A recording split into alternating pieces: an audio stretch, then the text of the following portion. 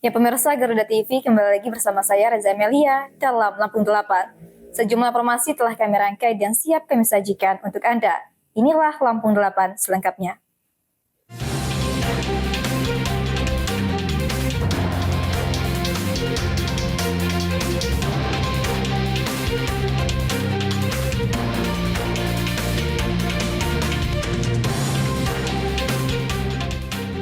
Pan Lampung solid. Zulhas tekankan peran kader wujudkan swasembada pangan. Gubernur Mirza ajak kader PAN aktif kawal pembangunan Lampung. Hardiknas 2026, ketimpangan sekolah hingga beban guru disorot DPRD. Tragedi di hotel mewah, balita 4 tahun diduga tenggelam. Pemirsa, Ketua Umum Dewan Pimpinan Pusat Partai Amanat Nasional Zulkifli Hasan resmi melantik jajaran pengurus DPW dan DPD seprovinsi Lampung pada Sabtu siang. Pelantikan yang dirangkaikan dengan rapat kerja wilayah ini menjadi momentum konsolidasi sekaligus penguatan komitmen kader dalam mendukung program pemerintah khususnya mewujudkan swasembada pangan nasional. Suasana meriah terlihat di Ballroom Hotel Novotel Bandar Lampung saat ribuan kader PAN menyambut kehadiran Zulkifli Hasan. Dalam agenda tersebut dilakukan pelantikan dan pengukuhan pengurus DPW, DPD hingga DPC PAN masa bakti 2024 hingga 2029. Dalam sambutannya, Zulkifli Hasan menegaskan PAN tetap berkomitmen mendukung pemerintahan Presiden terpilih Prabowo Subianto. Ia menekankan pentingnya kemandirian pangan sebagai salah satu prioritas nasional. Menurutnya, Indonesia harus segera lepas dari ketergantungan impor pangan yang telah berlangsung selama puluhan tahun, karena dinilai berdampak pada kesejahteraan petani dan nelayan. Ia juga meminta kader PAN di Lampung untuk aktif mengawal distribusi pupuk, menjaga stabilitas harga gabah, serta mendorong perbaikan infrastruktur irigasi di daerah. Zulkifli Hasan turut mengingatkan kader agar tidak hanya mengandalkan doa, namun juga memiliki strategi, taktik, dan kerja nyata dalam memperjuangkan kepentingan rakyat. Pelantikan serentak ini disebut sebagai salah satu yang terbesar dan paling solid, sekaligus menjadi awal penyusunan program kerja strategis PAN Lampung 5 tahun ke depan melalui rapat kerja wilayah. Dari Bandar Lampung, Tim Liputan Garuda TV, Verza Amelia melaporkan. Gubernur Lampung Rahmat Mirzani Jausal mengajak seluruh kader Partai Amanat Nasional atau PAN untuk berperan aktif dalam mengawal pembangunan di Provinsi Lampung. Hal ini disampaikan di hadapan ratusan kader PAN sebagai bagian dari upaya memperkuat sinergi antara pemerintah daerah dan partai politik dalam menjalankan program pembangunan. Gubernur Lampung Rahmat Mirzani Jausal menekankan pentingnya peran kader sebagai jembatan informasi agar berbagai program strategis Presiden Prabowo Subianto dapat tersampaikan dan dirasakan langsung oleh masyarakat hingga ke tingkat akar rumput. Dalam arahannya, Rahmat Mirzani Jausal juga memaparkan potensi besar sektor pertanian Lampung yang mencapai sekitar 1,8 juta hektar. Menurutnya, kunci peningkatan kesejahteraan petani terletak pada stabilitas harga komoditas seperti padi, jagung, dan singkong. Ia menyebut kebijakan pemerintah pusat telah memberikan dampak nyata bagi sekitar 1,5 juta petani di Lampung, yang ditandai dengan meningkatnya pertumbuhan ekonomi dan daya beli masyarakat, khususnya di wilayah Lampung Selatan dan Lampung Timur. 1,8 juta hektar. Kalau perkebunan di sana banyak, cuma 400.500 hektar. Tapi 1,2-1,3 juta hektar ini adalah pertanian. Dan 3 aja yang paling banyak, padi, jagung, dan singkong. Hampir 1,5 juta petani yang menanam 3 komoditas ini. 1,5 juta petani itu kan kalau penduduk hampir 6 juta, begitu kan. Gubernur juga mendorong kader PAN untuk berperan sebagai tenaga profesional yang mampu menyampaikan dan mengawal program pemerintah secara efektif. Kader diminta tidak hanya menjadi penonton, tetapi aktif memastikan bantuan dan kebijakan pusat benar-benar terserap hingga ke desa-desa. Dengan sinergi yang kuat antara pemerintah daerah dan kader partai di lapangan, diharapkan kesejahteraan masyarakat Lampung terus meningkat, seiring dengan tumbuhnya aktivitas ekonomi di pedesaan. Dari Bandar Lampung, Tim Liputan Garuda TV, Verza Amelia melaporkan. Pemirsa, Partai Amanat Nasional atau PAN Waikanan mulai memanaskan mesin politik menghadapi pemilu 2029. Hal ini ditandai dengan langkah cepat Ketua DPD PAN Waikanan yang baru dilantik Resmen Kadapi dalam melakukan konsolidasi internal partai.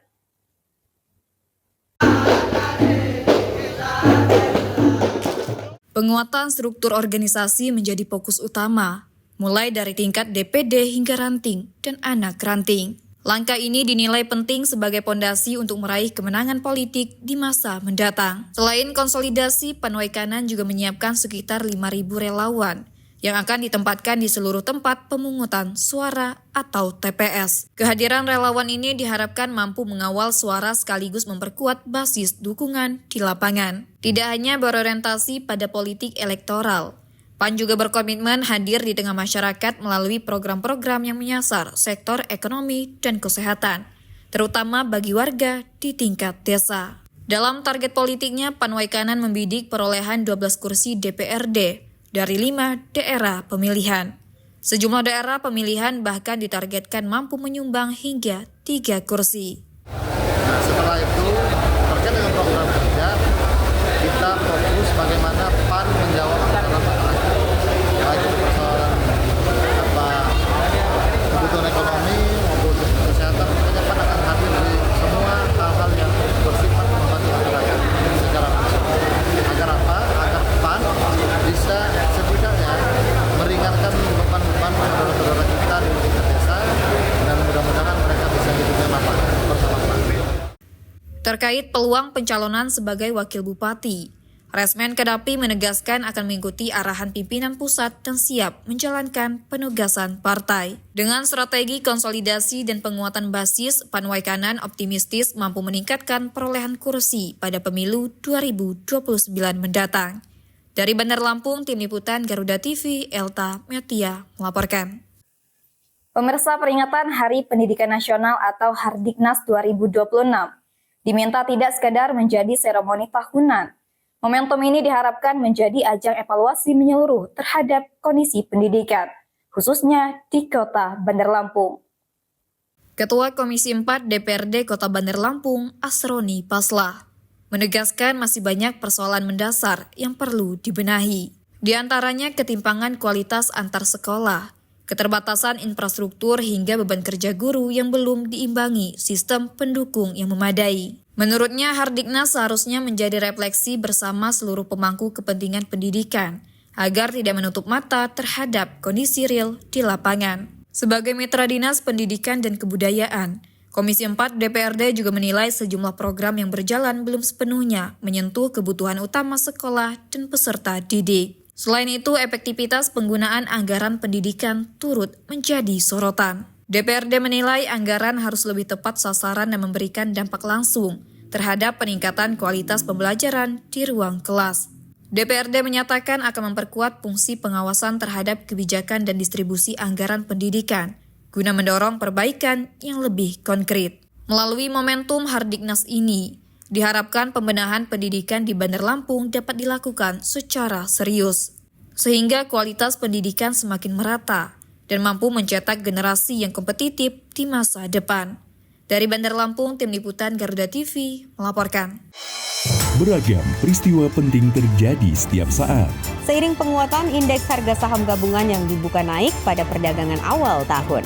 Laporan terkini, informasi terbaru, dan fakta yang terverifikasi.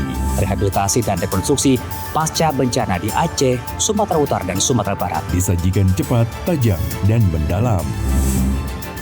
Dalam Laporan 8 setiap hari, hanya di Garuda TV.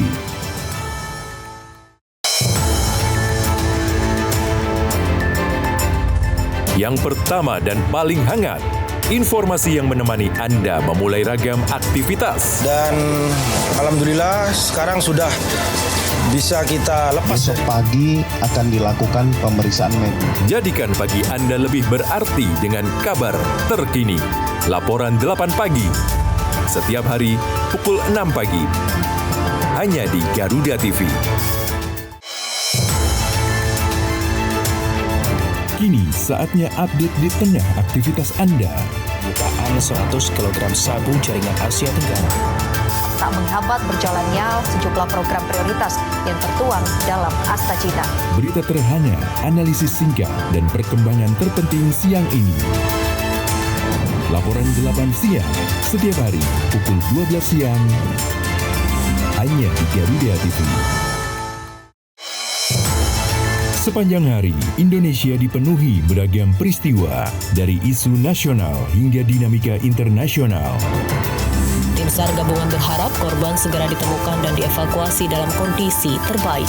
Kami hadirkan informasi terkini, akurat dan terpercaya dalam rangkuman berita malam hari Anda. Laporan 8 malam, setiap hari pukul 10 malam.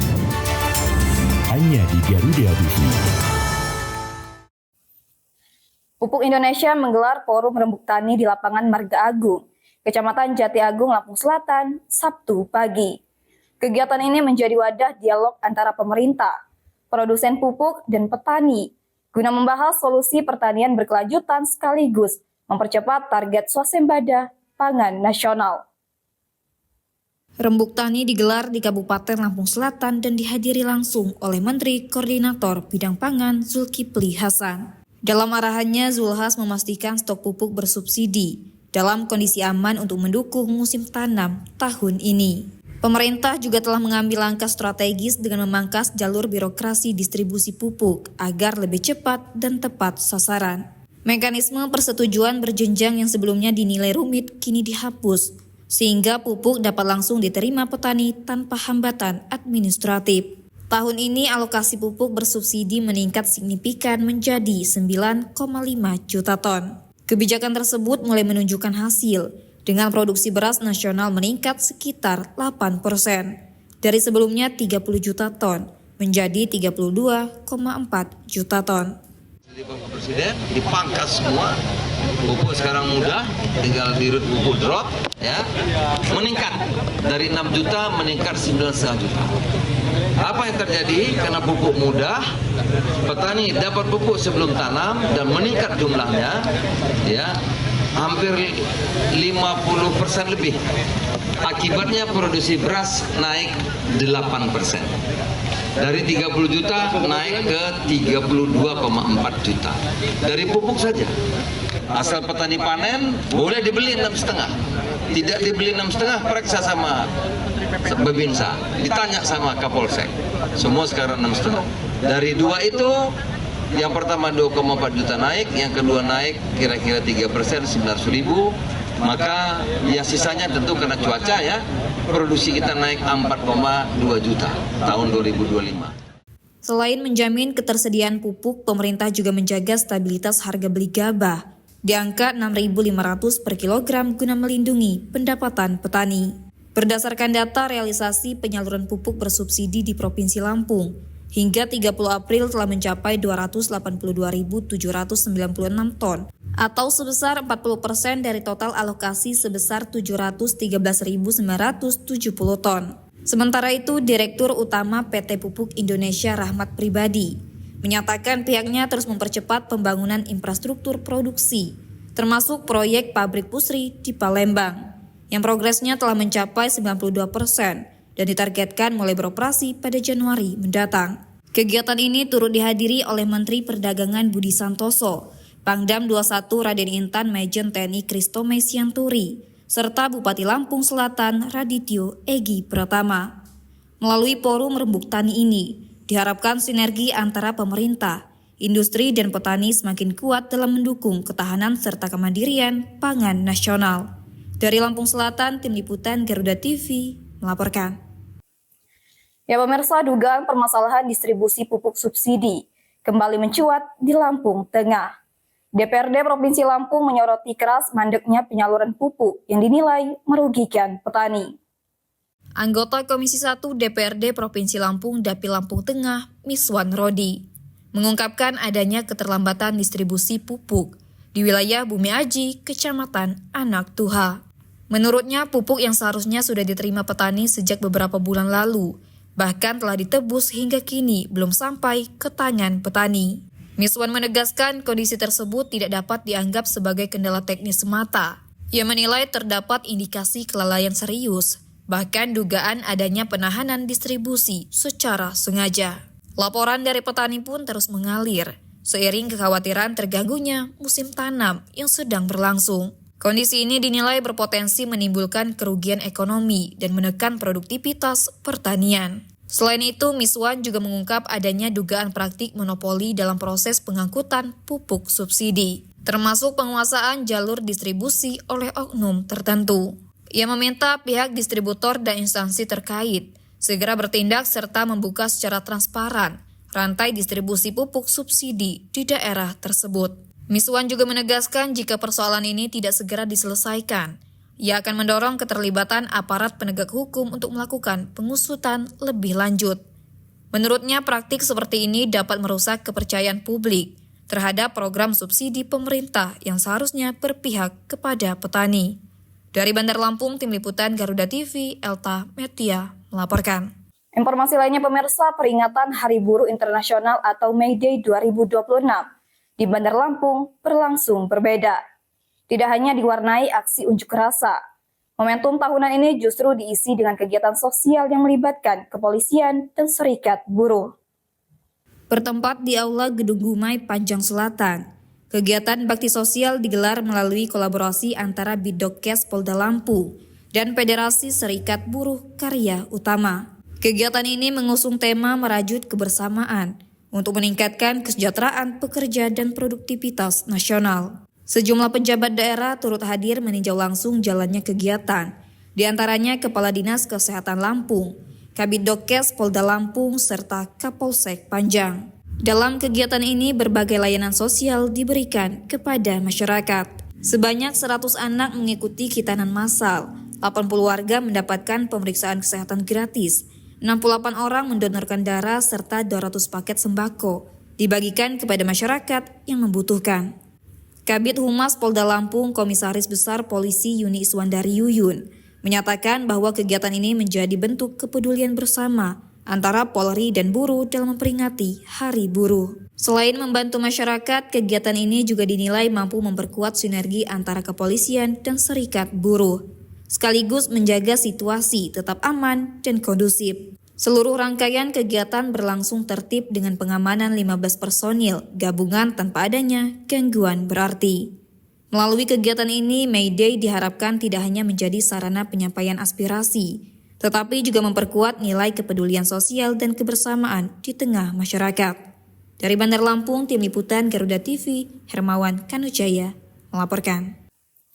Seorang balita perempuan berinisial SPA berusia 4 tahun diduga meninggal dunia akibat tenggelam di kolam renang sebuah hotel di Bandar Lampung. Peristiwa tragis ini terjadi pada Jumat pagi, sekitar pukul 7.00 waktu Indonesia bagian Barat. Korban ditemukan di kolam renang dewasa dengan kedalaman sekitar 120 cm. Peristiwa tragis ini terjadi pada Jumat pagi, sekitar pukul 7.00 waktu Indonesia bagian Barat. Korban ditemukan di kolam renang dewasa dengan kedalaman sekitar 120 cm. Kasat Reskrim Polresta Bandar Lampung, Komisaris Polisi Gigi Andri Putranto, mengatakan pihaknya masih melakukan penyelidikan untuk memastikan penyebab pasti kejadian tersebut. Polisi bersama Polsek Teluk Butung Utara telah melakukan olah tempat kejadian perkara guna mengumpulkan keterangan dan bukti di lokasi. Setelah ditemukan, pihak hotel sempat memberikan pertolongan pertama berupa CPR dan korban dilaporkan sempat menunjukkan respon. Namun saat dilarikan ke rumah sakit terdekat untuk mendapatkan penanganan medis lanjutan, kondisi korban tidak dapat diselamatkan dan dinyatakan meninggal dunia oleh dokter. Pihak kepolisian menyampaikan duka mendalam atas peristiwa ini dan berharap keluarga yang ditinggalkan diberikan ketabahan. Hingga kini penyelidikan masih terus dilakukan untuk mengungkap secara lengkap kronologi kejadian. Dari Bandar Lampung, Tim Liputan Garuda TV melaporkan.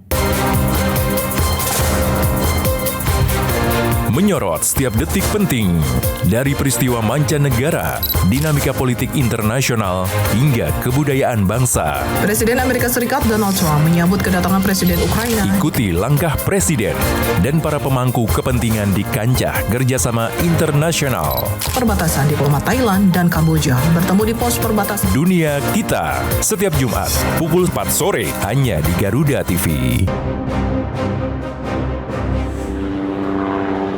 Dalam operasi militer modern, helikopter ringan memiliki peran strategis. Kemampuannya untuk beroperasi di medan yang sulit hingga mampu bergerak rendah dengan manuver cepat. Didesain untuk menyusup, menyerang, dan menjemput. Seperti apakah si kecil penakluk langit? Saksikan In Militer setiap hari pukul 2 siang.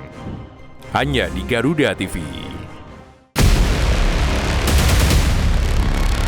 Kolaborasi teknologi canggih dari darat, laut, hingga udara di medan pertahanan negeri.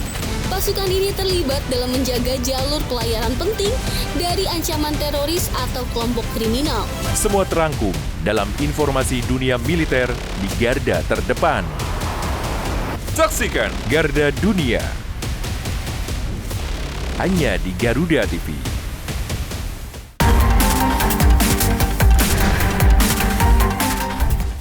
Mengungkap kasus kriminal terkini di seluruh penjuru tanah air.